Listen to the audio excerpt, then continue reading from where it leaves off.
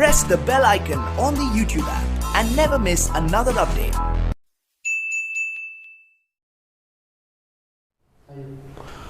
अभी 12 का रिज़ल्ट निकला है, कुछ दिन सारा बोर्ड का निकल रहा है, मोटा मोटी सबका जो निकल ही चुका है। तो अब बीकॉम में बच्चे एडमिशन लेंगे, तो सेमेस्टर 1 में जो बच्चे एडमिशन लेंगे आज उन लोग को नज़र में रखते हुए हम एक चैप्टर पढ़ाने जा रहे हैं जो मोटा मोटी सारे यूनिवर्सिटीज़ में जितना भी यूनिवर्सिटी है सबका अकाउंट्स ऑनर्स का चैप्टर में ये सिलेबस में ये चैप्टर रहता है। इस चैप्टर का नाम हायर परचेज सिस्टम है। तो जो बच्चे भी सेमेस्टर 1 में आएंगे उनको ध्यान में रख के मैं चैप्टर पढ़ा रहे हैं। जो लोग इसको ऑनलाइन देखिएगा यूट्यूब में तो ध्यान से देखिएगा, अब बहुत ही इंपॉर्टेंट और अच्छा चैप्टर है, समझने वाला चैप्टर है। तो ये हो गया higher purchase system. Higher purchase system क्या होता है? देखिए मॉडर्न एज में ज़्यादातर ट्रांजेक्शन्स क्रेडिट में होता है। जितना भी एसेट्स वगैरह परचेस होता है वो सारा क्रेडिट पे होता है, इंस्टॉलमेंट में होता है। तो इंस्टॉलमेंट में क्या होता है, जैसे हम कोई एसेट खरीदे, कुछ पैसा समय से दे दिए, अब बाकी पैसा धीरे धीरे इंस्टॉलमेंट वाइज देते गए। इसमें हम लोग को सुविधा होता है। सुविधा क्या होता है? लोड कम पड़ता है या एट ए टाइम बहुत सारा पैसा नहीं लगता है, या इनकम टैक्स के नज़रिए से भी एक दिक्कत है कि एट ए टाइम उतना पैसा कैश देकर खरीदना, ठीक है, बहुत सारा मैटर है। इसलिए क्या होता है कि आदमी या जो भी खरीद ले जाता है एसेट्स वो क्या करता है, इंस्टॉलमेंट में जनरली लेता है। जैसे गाड़ी खरीदते हैं तो आप लोग ध्यान दीजिएगा, गाड़ी खरीदते हैं तो क्या करते हैं, कुछ पैसा डाउन पेमेंट करते हैं और कुछ पैसा ईएमआई में कन्वर्ट कर देते हैं। ईएमआई मतलब क्या होगा? इक्विटेड मंथली इंस्टॉलमेंट, इसके हिसाब से हमको देना पड़ता है। तो हायर परचेज सिस्टम वही सिस्टम है जिसमें हम लोग एसेट्स खरीदते हैं, आपको इंस्टॉलमेंट में पेमेंट धीरे धीरे इंस्टॉलमेंट में करते जाते हैं। तो ये सिस्टम क्या है? तो इसको जब हम लोग पढ़ेंगे तो हम लोग लिखेंगे according to hire purchase act 1972। ये हायर परचेज एक्ट कब बना था? 1972 में। इसमें क्या होता है? Assets are purchased on credit. Asset कैसे खरीदते? क्रेडिट में, है ना। And payments are made by installment. Payment कैसे देते हैं? इंस्टॉलमेंट में, है ना। Until the last instalment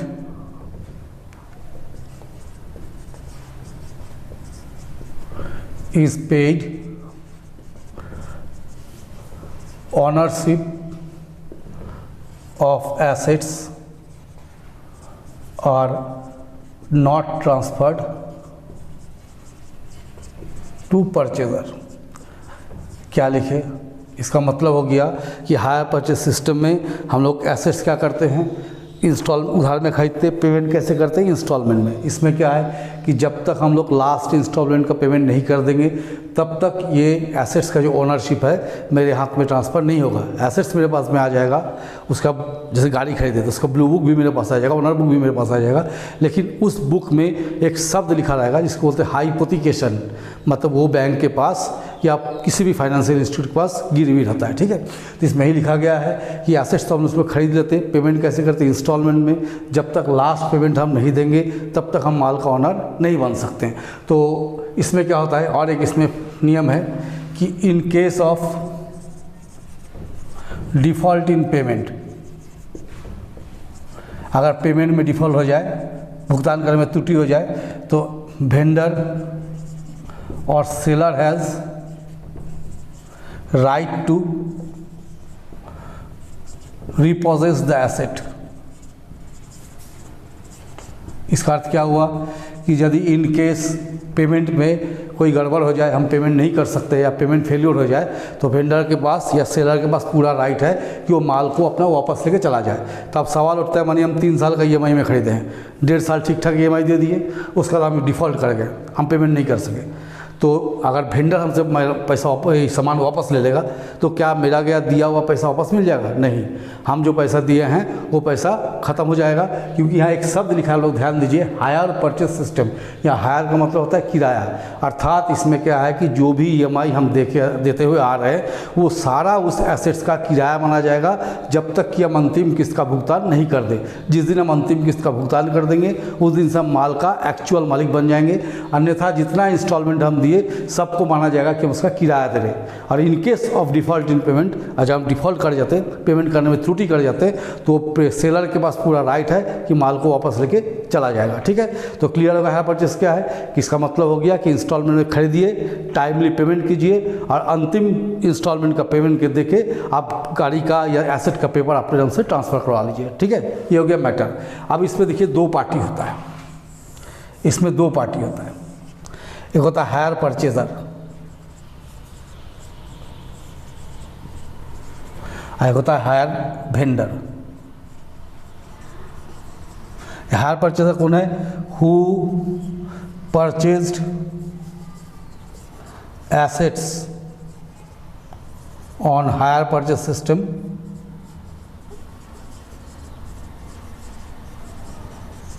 called as hire purchaser. जो एसेट खरीदता है उसको क्या बोलते हैं हम लोग? Hire purchaser. और who sold assets on hire purchase system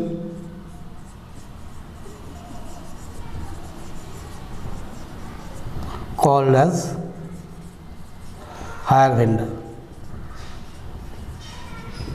देखिए, जब भी कोई एसेट हम लोग खरीदने जाते हैं हायर परचेज सिस्टम में, तो हम लोग से देखिएगा बैंक या कोई फाइनेंस इंस्टीट्यूशन जो होता है इतना मोटा एक बुकलेट में साइन कराता है, वो पूरा हायर परचेज एग्रीमेंट होता है।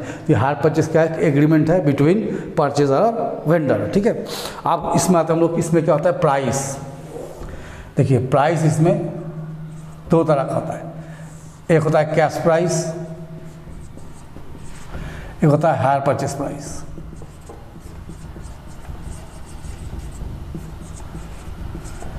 कैश प्राइस क्या है? कैश प्राइस मतलब हो गया नगद दाम। सपोज कीजिए कि हमको एक स्कूटर खरीदने गए, ठीक है, स्कूटर का दाम 75,000 रुपया हो गया उसका कैश प्राइस। अगर हम किसी भी सामान को खरीदने जाते हैं, देखिए तो हम लोग क्या करते हैं? बार्गेनिंग करते हैं, 75 नहीं 74,500 लीजिए, 74,500 लीजिए। का है? क्योंकि हम एट ए टाइम इसको पैसा दे रहे हैं।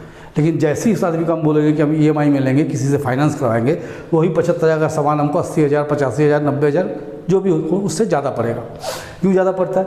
क्योंकि जिससे हम खरीद रहे हैं और जो हमको फाइनेंस कर रहा है उसका कैपिटल को हम क्या कर रहे हैं?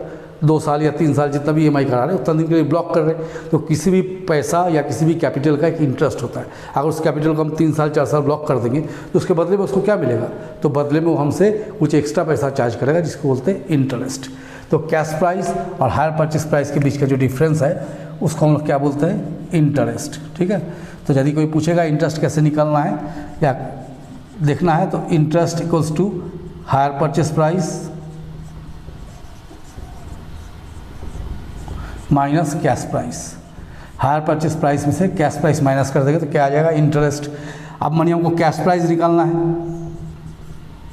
तो कैश प्राइस का फॉर्मूला होता है higher purchase price minus interest. अगर मानिए हमको हायर परचेस प्राइस निकालना होगा, क्या लिखेंगे? Cash price plus interest. ये 3 फार्मूला हम लोग को ध्यान देना है। क्या लिखे हम इसमें? हम लिखे अगर हमको इंटरेस्ट निकालना है तो क्या करना होगा? हायर परचेस प्राइस में से कैश प्राइस को माइनस करना होगा।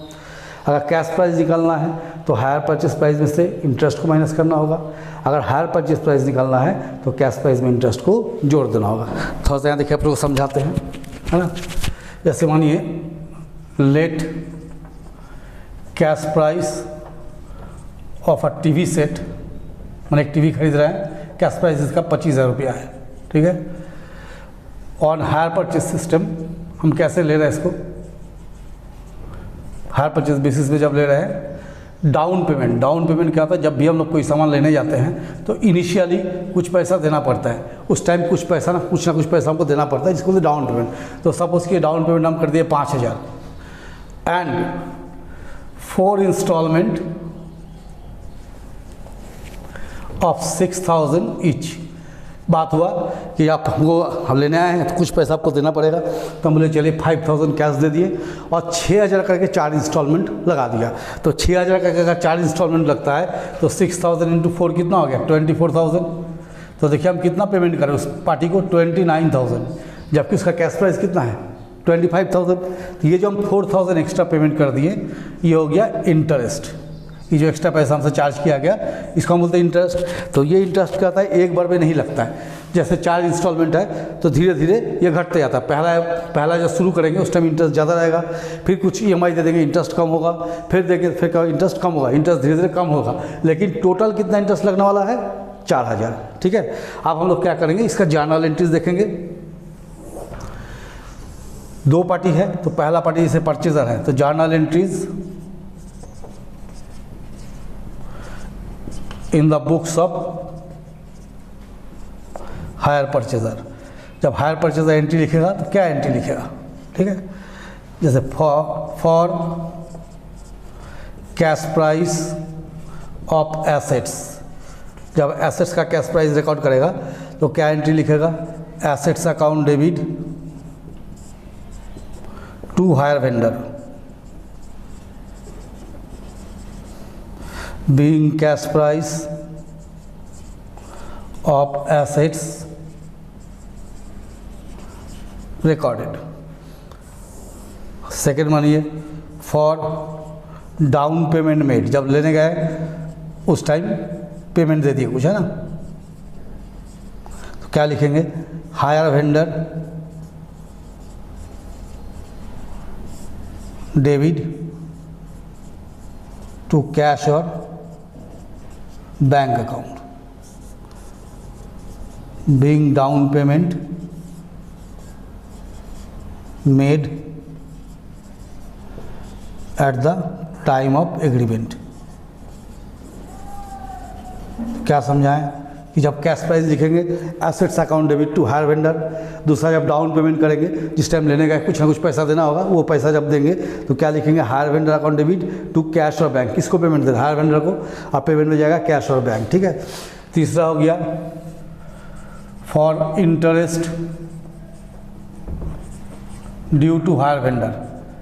जब हायर वेंडर को इंटरेस्ट देना होगा तो क्या लिखेंगे, interest account debit to hire vendor being interest due to hire vendor. ये हो गया। नेक्स्ट लिखते फॉर इंस्टॉलमेंट पेड। इसका जब साल के अंत में EMI देंगे या मैंने मंथली भी होगा, जैसे भी इंस्टॉलमेंट होगा, जब इंस्टॉलमेंट पेमेंट करेंगे तो hire vendor account debit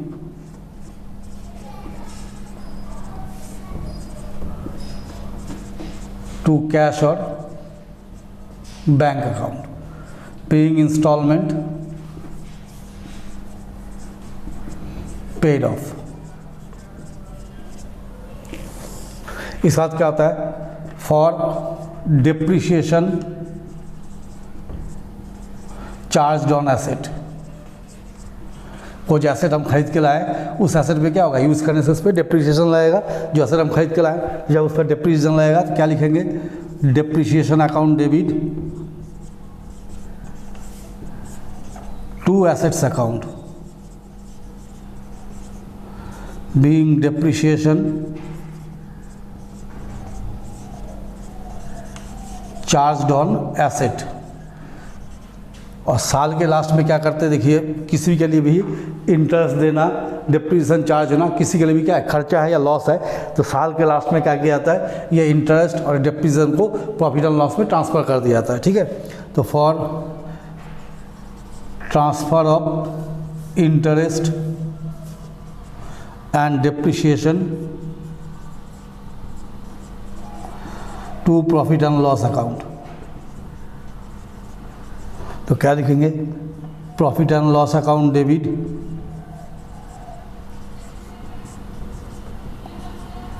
to interest account to depreciation account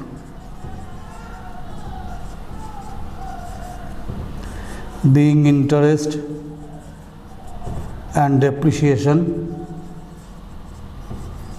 transfer to PL। तो ये 6 एंट्री होता है परचेजर का बुक में। पहला साल क्या होता है ये 6 ही एंट्री होता है पूरा। नेक्स्ट ईयर से क्या होता है, जैसे मानिए हम 4 साल के लिए, तो 4 साल में पहला साल ये 6 का 6 एंट्री होगा, दूसरे साल से क्या होगा, ये दोनों एंट्री बंद हो जाएगा, 1 नंबर 2 नंबर, क्योंकि कैश प्राइस एक ही बार लिखाता है और डाउन पेमेंट एक ही बार होता है। लेकिन इंटरेस्ट, इंस्टॉलमेंट, डिप्रीशिएशन, पीएल हर साल बनेगा, इसलिए पहला साल में 6 एंट्री लिखना है। नेक्स्ट ईयर से दोनों एंट्री को बंद करके 3, 4, 5, 6 कंटिन्यू करते रहना है। जैसे सेकेंड ईयर में 3, 4, 5, 6, थर्ड ईयर में 3, 4, 5, 6, फिफ्थ ईयर में 3, 4, 5, 6 ऐसे ही करते चला जाना है, ठीक है। फोर्थ या फिफ्थ ईयर जो भी आएगा। तो कहने का मतलब है कि पहला साल 6 एंट्री, उसके बाद क्या करना है, दोनों एंट्री काट के 2 एंट्री छोड़ के बाकी सब एंट्री कंटिन्यू करना है, ठीक है। ये तो हो गया इन द बुक्स ऑफ परचेजर। अगर इसी को हम लिखते हैं journal entries in the books of higher vendor, अब जो सेल कर रहा है वो क्या एंट्री लिखेगा, क्योंकि 2 पार्टी है, शुरू में ही हम बताया, एक परचेजर और एक हायर वेंडर। तो ये जो इसके साथ जो जर्नल लिखे वो परचेजर का था। अब वेंडर क्या लिखेगा, जैसा देखिए, for assets sold on hire purchase system,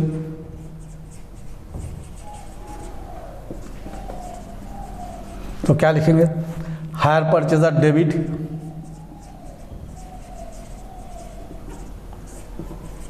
to hire sales being assets sold on hire purchase system, पहला ही एंट्री होगा। Second, for down payment received,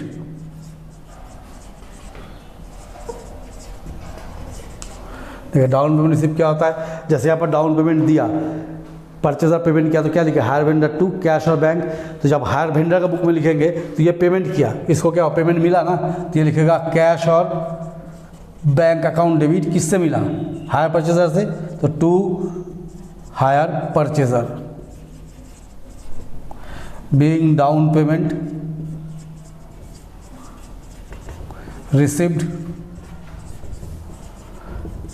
at the time of agreement, जिस टाइम एग्रीमेंट हुआ उस टाइम जो पैसा मिलता है उसको क्या बोलते हैं, डाउन पेमेंट, है ना।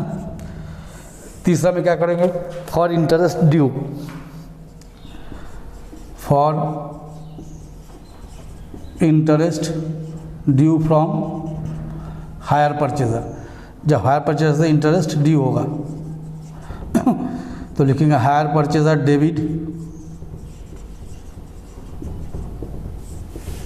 To interest account being interest due from higher purchaser।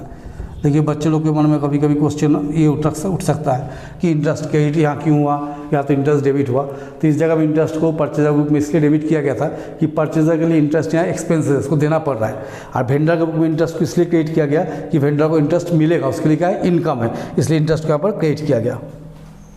For instalment receipt, जैसे आप तीसरा एंट्री छोड़े थे यहाँ पर हम लोग, ये जो एंट्री छोड़े थे उसी के अगेंस्ट पे फॉर इंस्टॉलमेंट रिसिप्ट, तो जब इंस्टॉलमेंट मिलेगा तो कैश और बैंक अकाउंट डेबिट टू किससे मिलेगा, हायर परचेजर से, to hire purchaser being installment receipt. इसका देखिए इसके बुक में जैसे डिप्रीजन लिखे हैं, इसके बुक में डिप्रीजन नहीं होता है, क्यों नहीं होता है, क्यों नहीं होगा डिप्रीजन, देखिए परचेजर जब एसेट खरीदता है तो एसेट परचेजर के पास आ जाता है, किसके हैंड में रहता है एसेट, परचेजर के पास, तो एसेट का डिप्रीजन उसी के अकाउंट में लिखा जाएगा जिसके हैंड में एसेट्स है। तो परचेजर के पास एसेट है, जिससे डिप्रीजन लिखे, वेंडर तो बेच के हटा दिया, तो वेंडर के पास तो एसेट नहीं है, इसलिए वेंडर के बुक में डिप्रीजन का एंट्री नहीं होता है। तो वेंडर के बुक में इस पर नेक्स्ट एंट्री क्या होगा, नेक्स्ट एंट्री होगा for interest transfer to profit and loss account. अब जब इंटरेस्ट को प्रॉफिट एंड लॉस में ट्रांसफर कर देंगे, तो यहाँ इंटरेस्ट वेंडर के लिए हम क्या समझा है, इनकम, तो क्या लिखेंगे, interest account debit to profit and loss account being interest transfer to profit and loss account. इसका लास्ट एंट्री क्या करेंगे, देखिए एक एंट्री हम खुद शुरू में किए थे, hire purchaser to hire sales. ये जो हायर सेल्स अकाउंट ओपन हुआ था इसको लास्ट में ख़त्म कर दिया था, साल के लास्ट में से क्लोज कर दिया जाता है। For closing hire sales account, जब हायर सेल्स अकाउंट को क्लोज करेंगे तो क्या लिखेंगे, hire sales account debit to trading account. Sale is the element of trading account, इसलिए कहाँ भेज दिए, हायर ट्रेडिंग अकाउंट में ना, hire trading account being hire sales account closed. ठीक है, तो ये हो गया इसका जर्नल एंट्री। हम दोनों तरफ से लिखा दिए, परचेजर का भी लिखा दिए, वेंडर का भी लिखा दिए, दोनों का लिखा दिए। इस एंट्री को पढ़ना है, समझना है ना। इसका जो क्वेश्चन बनाएंगे, इसका जो न्यूमेरिकल क्वेश्चन आएगा वो हम नेक्स्ट क्लास में बताएंगे। ठीक है, फिलहाल जितना पढ़ाया आप लोगों को उसको समझिए, उसको देखिए। ठीक है, नेक्स्ट क्लास जब भी करेंगे हम इस चैप्टर के ऊपर तो इसका न्यूमेरिकल्स बताएंगे। इसमें बहुत सारा टॉपिक्स हैं, जैसे सिर्फ नहीं एक ही टॉपिक से हो गया ऐसा नहीं है, इसमें क्या आता है बहुत सारा टॉपिक है, उस टॉपिक वाइज हम धीरे धीरे पढ़ाते चले जाएंगे। हाँ, दूसरा बात जो हम बोलना भूल गए, जैसे ये एंट्री जैसे कर लिया हम लोग वेंडर का बुक में, तो वेंडर का बुक में पहला साल क्या करेंगे, ये 6 एंट्री करेंगे। दूसरे साल से क्या करेंगे, एंट्री नंबर 1, एंट्री नंबर 2 और एंट्री नंबर 6 बंद कर देंगे, नहीं होगा। क्योंकि वही बात है कि सेल एक ही बार दिखाएगा, डाउन पेमेंट एक ही बार आएगा, और हायर सेल्स अकाउंट को जैसे क्लोज कर देंगे तो मेरे पास तीसरा, चौथा, पाँचवा साल करने के लिए क्या एंट्री बचेगा, तीसरा एंट्री, चौथा एंट्री, पाँचवा एंट्री। अर्थात पहला साल 6 एंट्री करना है, नेक्स्ट ईयर से 3-3 एंट्री होगा in the books of vendor. और in the books of purchaser क्या बोले थे कि पहला साल 6 एंट्री होगा, नेक्स्ट ईयर से 4-4 एंट्री होगा, चाहे जितना साल का भी दिया रहे। ठीक है, तो यदि आप लोगों को समझ में आया है, पसंद आ रहा है तो लाइक कीजिए, शेयर कीजिए, है ना, और इसको अच्छा से घर पे पढ़िए। हम इसको नेक्स्ट क्लास में कंटिन्यू करेंगे। Yeah!